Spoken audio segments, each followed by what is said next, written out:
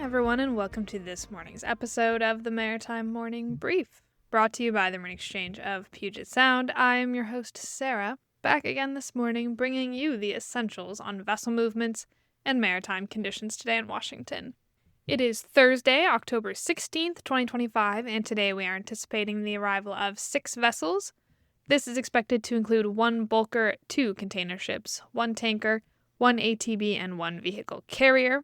We're also expecting the departure of 4 vessels, including 2 tankers, 1 ro-ro, and 1 ATB. As a reminder, though, ship schedules are dynamic and they are always subject to change, so make sure to log into our AIS feed, check out the daily paper, or call into our operations center for the most up-to-date information throughout the day. For today's tides in Seattle, we will have high tides at 01:12 and 15:09, with low tides at 07:34 and 21:28. For the weather, we're expecting a high of 59 degrees and a low of 44 degrees, with variable winds 5 to 7 knots, and we are expecting sunny skies, though perhaps a bit of a chance of showers before 5 p.m. in those afternoon hours. Before we sign off, I just wanted to let you know that the National Transportation Safety Board has released its final report on the June 2023 implosion of OceanGate's Titan submersible during a dive to the Titanic wreck site.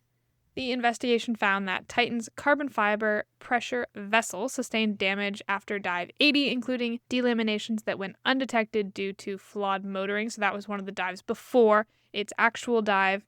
It also sustained additional damage after dive 82, weakening the structure, leading to a local buckling failure. OceanGate's engineering process was also deemed inadequate with poor testing and construction. They did not follow emergency response guidance and lacked assets on standby.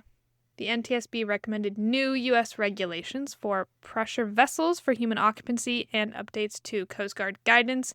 A separate Coast Guard report described the incident as preventable. That was over 300 pages, but if you want to read it, it is linked in this article, so you can go check that out.